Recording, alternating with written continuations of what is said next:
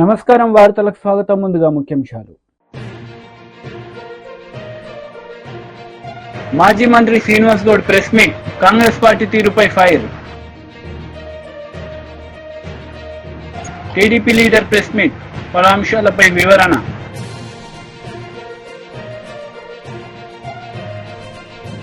TDP leader media సమావేశం నిర్వహించారు. ఈ సందర్భంగా పలు అంశాలపై ఆయన మాట్లాడారు. మేము అన్న మాట నిలుపుకుని ఒక్కొక్క పథకం ప్రజలకు అందిస్తూ ఉంటే ఆ ప్రజల నుంచి పెద్ద ఎత్తున ఎన్డీఏ ప్రభుత్వానికి వచ్చినటువంటి స్పందనను చూసి వారవలేక ఈ 30 రోజుల్లోనే ఈ యొక్క విషపత్రిక గాని ఏదైతే వైఎస్ఆర్సీపీ ప్రజలు గుణపాఠం చెప్పినా గుణపాఠాలు నేర్చుకునేటువంటి నాయకులు గాని మాట్లాడేటువంటి తీరు మీరందరూ కూడా చూశారు. ఈ 30 రోజుల్లో ఏదైతే ఆ రోజు విశాఖ ఉక్కు ఆంధ్రుల హక్కు అని తెచ్చుకునేటువంటి విశాఖ ఉక్కు ఫ్యాక్టరీ ఏదైతే ఉందో, మరి ఆ విశాఖ ఉక్కు ప్రైవేటు పరం అయిపోతూ ఉంది. చంద్రబాబు నాయుడు గారు, పవన్ కళ్యాణ్ గారు కూడా అంగీకరించారని వక్ర భాష్యాలు చెప్తూ అబద్ధాలు చెప్పారు. అది మొన్న కేంద్ర మంత్రి ప్రకటనతో ఆ వైసీపీది విష ప్రచారం అబద్ధం అని చెప్పి తేలిపోయినటువంటి పరిస్థితి.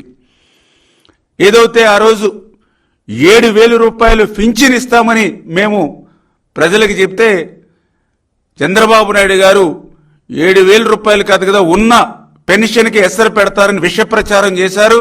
మొన్న జూలై 1వ తేదీన 7,000 రూపాయలు పింఛను అక్షరాల వాళ్ళు మరి పట్టుకెళ్ళి ఇవ్వడంతో అది అబద్ధమని తేలిపోయినటువంటి పరిస్థితి. ఏదైతే ఎన్డీఏ ప్రభుత్వం వస్తే ఇంటింటికి పింఛను అందదు, గతంలో మాదిరిగా మళ్ళీ మీరు ఏదైతే సచివాలయ చుట్లు లేదంటే మరి పంచాయతీ ఆఫీసులు చుట్లు తిరగాలని చెప్పి అబద్ధపు ప్రచారం చేశారు.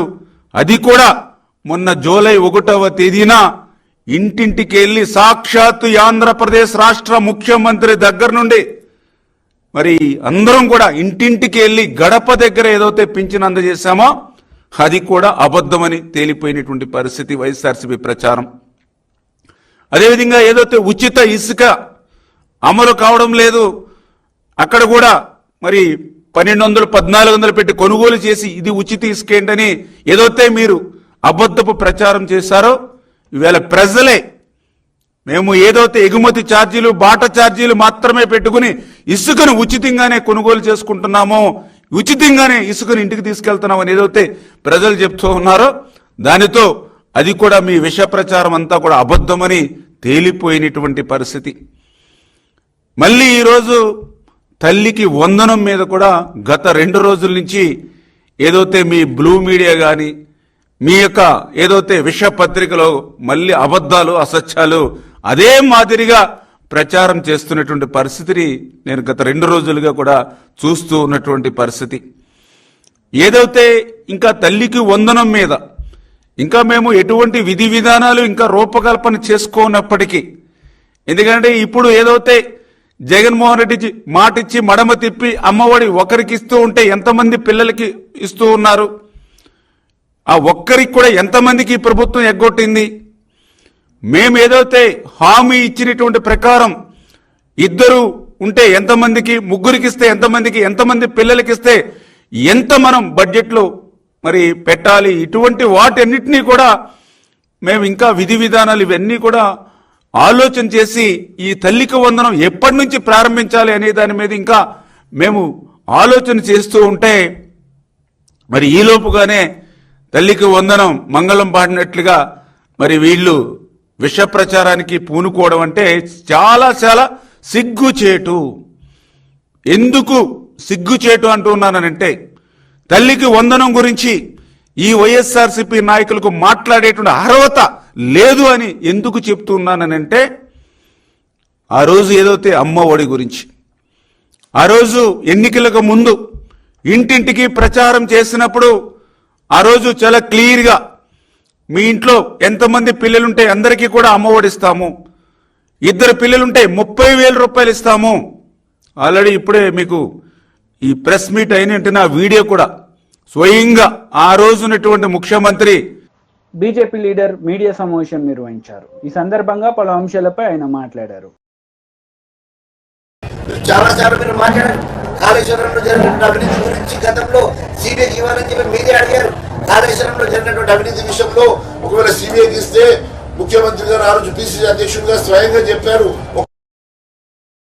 ఒకవేళ నేను నిరూపించకుంటే రాజీనామా చేస్తాను, రాజకీయ సన్యాసం తీసుకుంటామని చెప్పారు కదా. ఈ రోజు ముఖ్యమంత్రిగా మీకు అన్ని అధికారులు ఉన్నాయి కదా, సిబిఐకి ఈడీకి ఇవ్వాల్సినటువంటి మీరు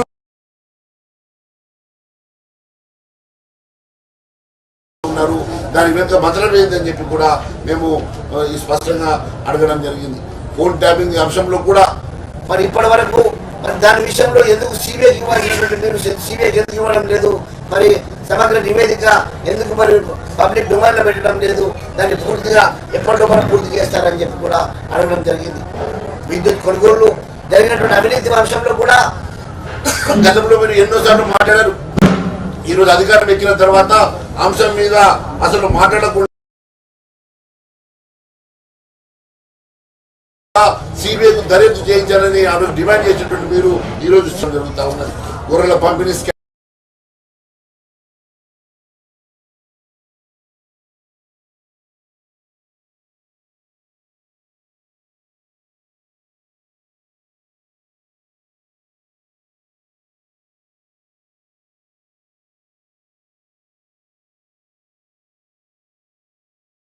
లోపల మీరు మరి కాలేజీలకు రియంబర్స్మెంట్ ఇస్తారు, మరి పేద విద్యార్థులు ఉన్నత చదువుకోలేని దుస్థితిలో ఉన్నారు.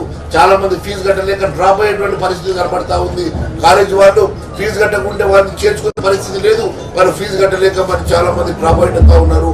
ఎంతో మంది మరి చదువుకునే మరి యోగ్యత ఉన్నటువంటి వారు మరి ఇష్టం ఉన్నటువంటి వారు కూడా ఈరోజు చదువుకునేటువంటి దుస్థితులు, ఆర్థిక పరిస్థితులు వారిని అనుకూలించక ఈరోజు ఇబ్బంది పడుతున్నటువంటి వారికి మీరు ఏం సమాధానం చెప్తారు? మరి పేద విద్యార్థుల గురించి ఎందుకు మీరు అట్లా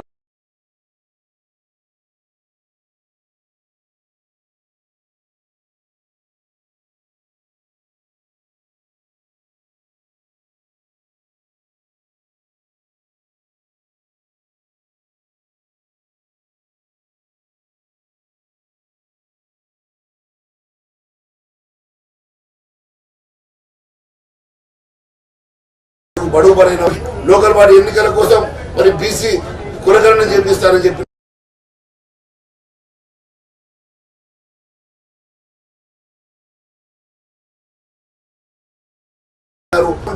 ఇస్తామని చెప్పినటువంటి మీరు మరి ఇప్పటి వరకు బీసీ పెట్టాలన్న యోచన మీకు లేదా?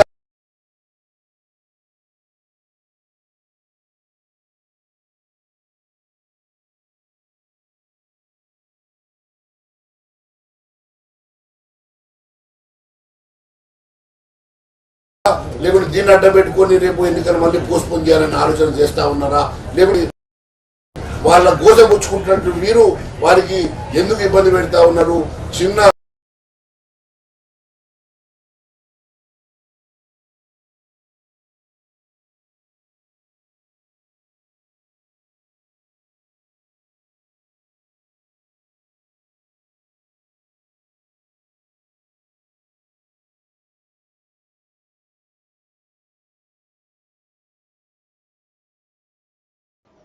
బీఆర్ఎస్ లీడర్ మీడియా సమావేశం నిర్వహించారు. ఈ సందర్భంగా పలు అంశాలపై ఆయన మాట్లాడారు. ఒకరు కేబినెట్ స్థాయి, ఒకరు ఎంఓఎస్. నా రిక్వెస్ట్ ఏంటంటే ఆంధ్రప్రదేశ్ రాష్ట్రానికి ఇవ్వడం మంచిది, ఎందుకంటే ఆంధ్రప్రదేశ్ రాష్ట్ర విభజన చట్టంలో చెప్పబడ్డది. మరి 60,000 కోట్ల రూపాయలకు సంబంధించిన రిఫైనరీ బీపీసీఎల్ ఆంధ్ర ప్రాంతానికి ఈ హామీ కాబట్టి, ఆంధ్రప్రదేశ్ రాష్ట్ర విభజన చట్టంలో ఉన్నటువంటి హామీ కాబట్టి మరి ఇచ్చిండ్రు.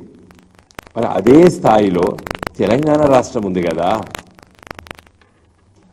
తెలంగాణ రాష్ట్రంలో రైల్వే కోచ్ ఫ్యాక్టరీ కావాలని, కాజీపేటలో కోచ్ ఫ్యాక్టరీ కావాలని నా చిన్నతనం నుండి నేను విద్యార్థిగా ఉన్న సందర్భంలో, విద్యార్థి నాయకుడిగా ఉన్న సందర్భంలో, విద్యార్థి రాజకీయాల్లో చాలా చురుగ్గా పనిచేసేటప్పుడు ఎన్నో ధర్నాలు, వరంగల్ బంధులు, కాజీపేట బంధులు పిలిచి అలసిపోయినాం. మేము ఒక 30 ఏళ్ళు కొట్లాడినాం.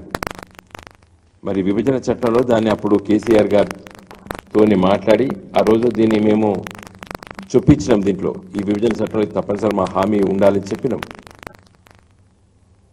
మరి చంద్రబాబు నాయుడు గారు పై ఆధారపడ్డారు కాబట్టే ఇవాళ మేము అక్కడ ఇస్తాము. మరి ఇక్కడ మేము మీ పైన ఆధారపడలేదు కదా అని అనుకుంటుందా బీజేపీ పార్టీ?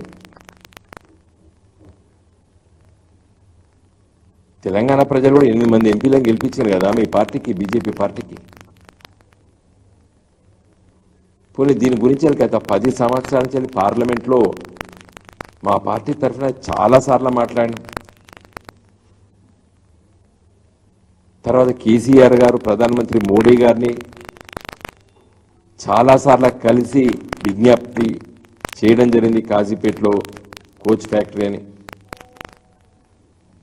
ఏదో వేగన్ రిపేర్ ఫ్యాక్టరీ ఇచ్చి కోచ్ ఫ్యాక్టరీ ఇచ్చామని చెప్తారు. Wagon repair factory small unit, అది small scale industry, but this is a major industry.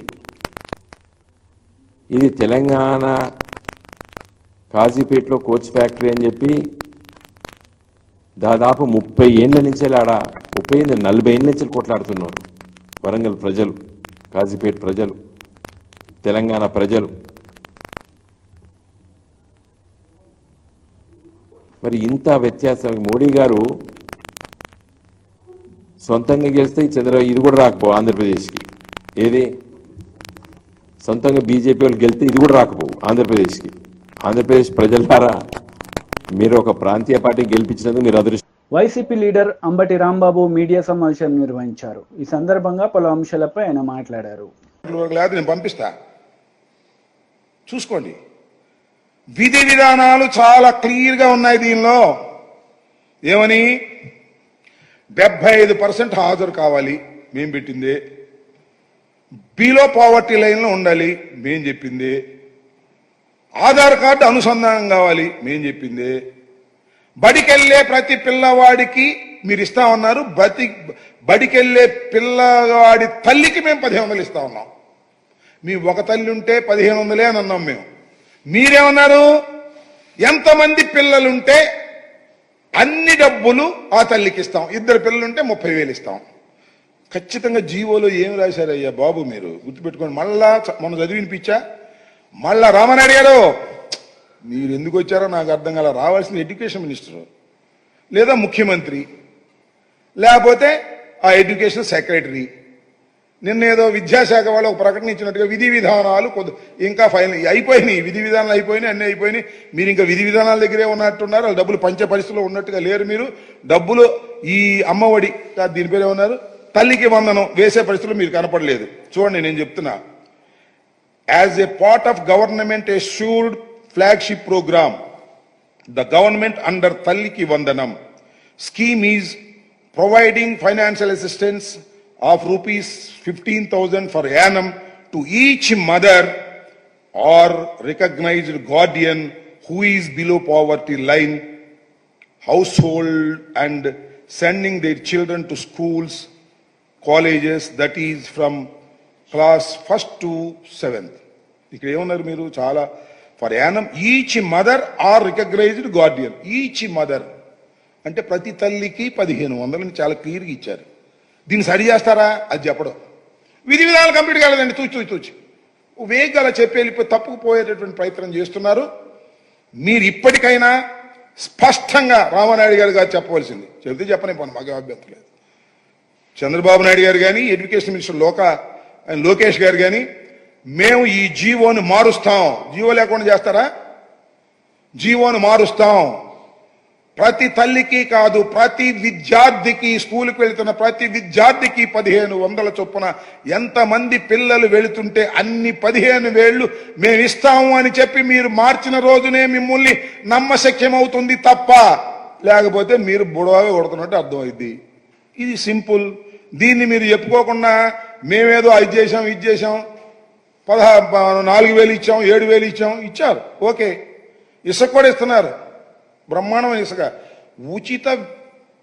ఏంటది ఉచిత ఇసుక ఇక్కడ అమ్మబడును. ఏంది ఇది? ఉచితమైన ఇసుక ఇక్కడ అమ్మబడును. ఎంతకు అమ్ముతారు? 1,300 రూపాయలు టన్ను ఉచిత ఇసుక. ఉచితమైన ఇసుకను అమ్ముతారంట వాళ్ళు. ఇది మీ పరిపాలన. ఇది ఒకసారి మీరు గుర్తుపెట్టుకోమని కూడా ఈ సందర్భంగా మనవి చేస్తున్నాను. ఇప్పటికైనా నేను ఈ ప్రభుత్వాన్ని చాలా స్పష్టంగా అడుగుతా ఉన్నా, ఈ జీవోను మారుస్తారా లేదా? విధి విధానాలు కంప్లీట్ గా ఉన్నాయి దీనిలో. మీరు నాలిక మడతేసి తప్పుకోవడానికి ప్రయత్నం చేస్తున్నారు. అందువల్లే ముఖ్యమంత్రి గారు కానీ ఇంత పెద్ద ప్రోగ్రాం, ఇంత ఫ్లాగ్షిప్ ప్రోగ్రాం, ముఖ్యమంత్రి గారు హామీ ఇచ్చినటువంటి ప్రోగ్రాం, ప్రతి బహిరంగ సభలోనూ ముఖ్యమంత్రి గారు మాట్లాడినటువంటి ప్రోగ్రాం, ఈ ప్రోగ్రాంకి అమాయకుడైన మా రామానాయుడిని పంపించి, పాపం ఆయన కూడా ఏదో ఆయన ట్రోల్ అవుతున్నా అని చెప్పి ఆయన పంపించడం కంటే మీ అబ్బాయి లోకేష్ని పంపించి ఎంతమంది పిల్లలు బడికి వెళుతుంటే అంతమందికి మేము డబ్బులు ఇచ్చే బాధ్యత మాది, ఈ జీవోని అవసరమైతే సరిచేస్తాము అని చెప్పండి, ఈ వివాదానికి తెరదించండి తప్ప ఊకదంపుడు ఉపన్యాసాలు చెబితే అది ప్రజలకు నచ్చదు, ఎక్కదు అనే విషయాన్ని కూడా మీరు గుర్తుపెట్టుకోవాలి. ఇప్పటికీ మాజీ మంత్రి శ్రీనివాస్ గౌడ్ ప్రెస్ మీట్ నిర్వహించారు. ఈ సందర్భంగా పలు అంశాలపై ఆయన మాట్లాడారు. ఎంతమంది ఎమ్మెల్యేలు ఉంది, ఆ తర్వాత మొన్న కూడా ఉన్న కాంగ్రెస్ వాళ్ళు చాలామంది టీఆర్ఎస్లోకి వచ్చిన తర్వాత పార్టీ ఉండదు అన్న అంటే నడుస్తుందా? పార్టీ మళ్ళీ అధికారం రాలేదా? ప్రజలు నిర్ణయిస్తారు ఏ ప్రభుత్వం ఉండాలని. మనం ఇచ్చిన హామీలు చూస్తారు, అవి హామీలు నెరవేరిస్తే మళ్ళీ ఒకసారి అవకాశం ఇస్తారు తప్ప ప్రజల మీద బతాయి పార్టీలు తప్ప ఎవరు అంటే ఇది కాదది. 2 సార్లు మేము అధికారంలో ఉన్నాం, మేము ఇంకా ఎన్నో చేస్తామనుకున్నాం, మాకన్నా ఎక్కువ చేస్తామని నమ్మిండ్రు, ప్రజలు అధికారం ఇచ్చారు.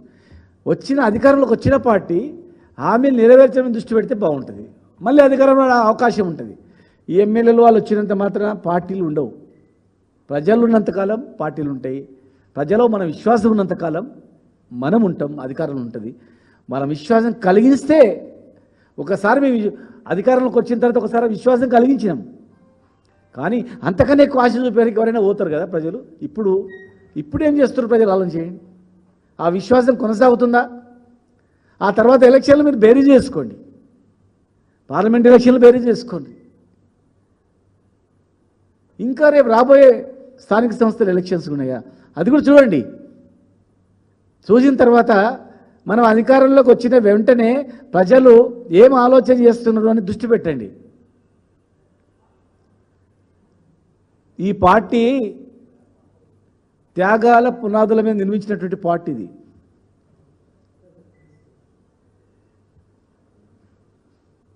పుట్టినప్పుడు 2001 నుంచి తెలంగాణ వచ్చేంత వరకు ఈ భారతదేశంలో ఇన్నిసార్లు రాజీనామా చేసినటువంటి పార్టీ ఈ దేశంలో ఏ పార్టీ అయినా ఉందా? చూడండి, ఉంటే మీడియాకి చెప్పండి. ఈ భారతదేశంలో ఇన్నిసార్లు రాజీనామా చేసిన పార్టీ 2001లో పార్టీ పుట్టి 2004లో 16 మంది ఎమ్మెల్యేలని 4 ఎంపీలని పట్టుమని ఒక కాగితం ముక్క రాజీనామా చేసి బయటకు వచ్చినటువంటి పార్టీ. 2004 నుంచి మొదలుకుంటే 2013 వరకు ఎన్ని రాజీనామాలు చేసిండ్రో లెక్కేసుకోండి. ఎన్నిసార్లు రాజీనామా చేసిండ్రు ఎమ్మెల్యేలుగా, ఎన్నిసార్లు ఎంపీగా రాజీనామా చేసిండ్రు. కేంద్ర మంత్రి పదవి కూడా రాజీనామా చేసి, రాష్ట్రంలో 4 మంత్రి పదవులు కూడా రాజీనామా చేసి, ఒక సెంట్రల్ మినిస్టర్, 4 స్టేట్ మినిస్టర్స్, ఎమ్మెల్యేలు అన్ని రాజీనామా చేసి రాష్ట్రం గురించి నిలబడేటువంటి పార్టీది. ఇండియాలో ఒక్కడ చూపాను దేశంలో. ఇలా చాలామంది మాట్లాడతారు ఎంపీల మీ సీట్లు ఎన్ని వచ్చినాయని. గుర్తుపెట్టుకోండి, ఈ భారతదేశంలో 14 చాలా పార్టీలు, బీఎస్పీ నుంచి మొదలు చాలా పార్టీలు. ఈ ఎలక్షన్ నడిచింది మోడీ అగెనెస్ట్, 2 ప్రాతిపదిక, అటు ఎన్డీఏనా ఇటు ఇండియా కూటేమా, 2 ప్రాతిపదిక నడిచింది ఎలక్షన్ అనేది. అటు ఉన్నా గెలిచిండ్రు, ఇటున్నా గెలిచిండ్రు. అంటే ప్రస్తుతం ఉన్నటువంటి పార్టీని నిలబెట్టడమా ఓడగొట్టడమా అనే 2 ప్రాతిపదిక. మోడీ ప్రధానమంత్రిని దింపాలన్నా ఉండాలన్నా ఆ 2 ప్రాతిపదిక.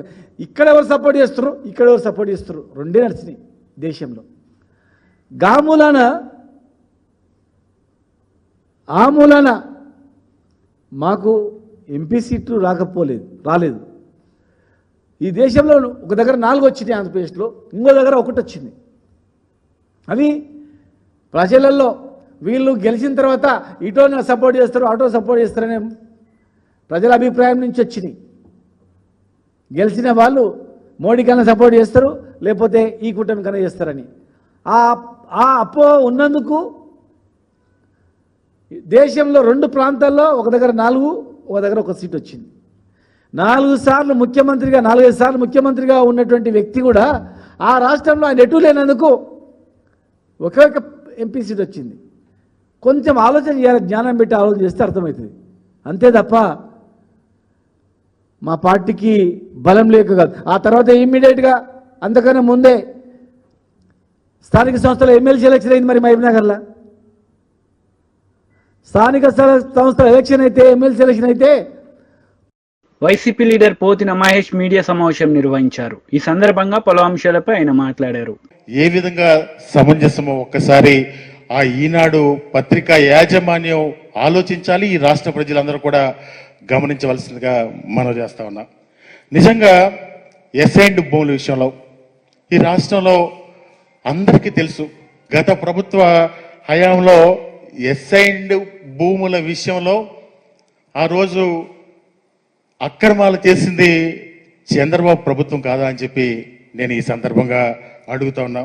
ఎందుకంటే దాదాపుగా ఎస్సీ, ఎస్టీ, బీసీ మైనార్టీలకి చెందినటువంటి ఆ రోజు అమరావతిలో దాదాపుగా 1100 ఎకరాల భూమిని మీకు దక్కదు అని చెప్పి ఆ రోజు పేదవాళ్ళని తప్పుదో పట్టించి ఎస్సీ, ఎస్టీ, బీసీ మైనార్టీ రైతుల్ని ఎస్ఐండ్ భూములు మీకు దక్కవని చెప్పి ఆ రోజు తప్పుదో పట్టించి మళ్ళా ఒక జీవో ఇచ్చి వాళ్ళ బినామీలకి దాదాపుగా 1336 మంది ఆ రోజు బినామీలకి ఆ ఎస్ఐండ్ భూములు కట్టబెట్టి మళ్ళీ ఆ ల్యాండ్స్ మళ్ళీ పూలింగ్లోకి తీసుకుంది చంద్రబాబు కాదా అని చెప్పి నేను అడుగుతా ఉన్నా. ఈరోజు అసైన్మెంట్ భూముల మీద వాళ్ళు ఏదన్నా ఒక మాట్లాడే వాళ్ళకి చిత్తశుద్ధి, వాళ్ళకి ఆ హక్కు ఉందా అని చెప్పి నేను మీ ద్వారా అడుగుతా ఉన్నా. అది దాని మీద మీ అందరికీ తెలుసు, కేసు కూడా నడుస్తూ ఉంది. ఆ కేసులో వీళ్ళందరూ కూడా నిందితులుగా ఉన్నారు. వీళ్ళు అసైన్మెంట్ గురించి, అసైన్మెంట్ భూముల గురించి ఈరోజు మాట్లాడడం చాలా హాస్యాస్పదంగా ఉందని చెప్పి కూడా మీ ద్వారా అడుగుతా ఉన్నాను. ఈ రాష్ట్ర ప్రజలు కూడా గమనించవలసిందిగా కోరుతా ఉన్నా. నిజంగా అసైన్మెంట్ సమస్య ఈ రాష్ట్రంలో ఈరోజు కొత్తగా వచ్చిన సమస్య కాదు. ఆ రోజు రైతులందరూ కూడా భూమి ఉన్నా కానీ ఇబ్బంది పడే పరిస్థితి. భూమి ఏదన్నా కష్టం వస్తే ఏదన్నా ఒక అరెకరం భూమి అమ్ముకోవడానికో, పావు ఎకరం భూమి అమ్ముకోవడానికో లేని పరిస్థితి ఈ రాష్ట్రంలో దాదాపుగా 1954 నుంచి, అంటే ఈ 70 సంవత్సరాల్లో అసైన్ చేసినటువంటి భూములన్నిటికీ కూడా అటువంటి పరిస్థితి కలిగిన పరిస్థితి అంతా కూడా ఈ రాష్ట్ర ప్రజలందరికీ తెలుసు. కానీ ఏ రోజన్నా ఒక అరెకరం అమ్ముకోవాలంటే, ఏదన్నా ఒక కూతురు పెళ్ళొచ్చిందో, కష్టం వచ్చిందో, ఏదైనా ఒక అరెకరం భూమి అమ్ముకోవాలంటే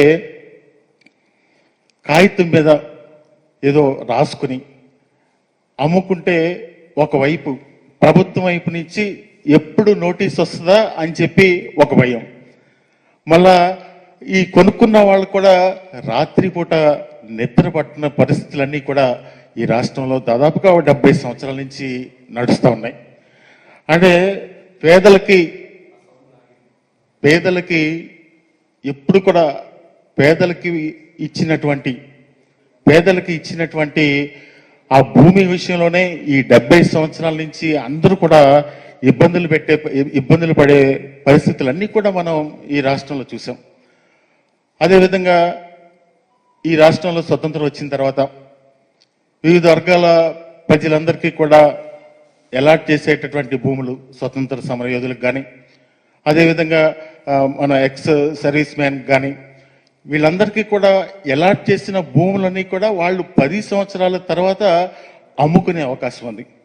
కానీ ఈ రాష్ట్రంలో పేద ప్రజలకు ఒక్కళ్ళకే అటువంటి అవకాశం లేకుండా పోయింది ఈ చట్టం వల్ల. అంటే 1977 సంవత్సరంలో తీసుకొచ్చినటువంటి పిఓటి యాక్ట్ వల్ల, ఆ పిఓటి యాక్ట్ వల్ల భూమి ట్రాన్స్ఫర్ అయ్యే పరిస్థితులు లేవు. ఆ పరిస్థితులు లేని పరిస్థితుల్లో ఎప్పుడు కూడా పేదవాళ్లే చాలా ఇబ్బందులు పడే పరిస్థితుల్లో ఈరోజు జగన్మోహన్ రెడ్డి గారు ఒక ఆలోచన. వార్తలు ముగించే ముందు ముఖ్యాంశాలు మరోసారి. మాజీ మంత్రి Srinivas Goud press meet, Congress party తీరుపై fire. TDP leader press meet, పలు అంశాలపై వివరణ.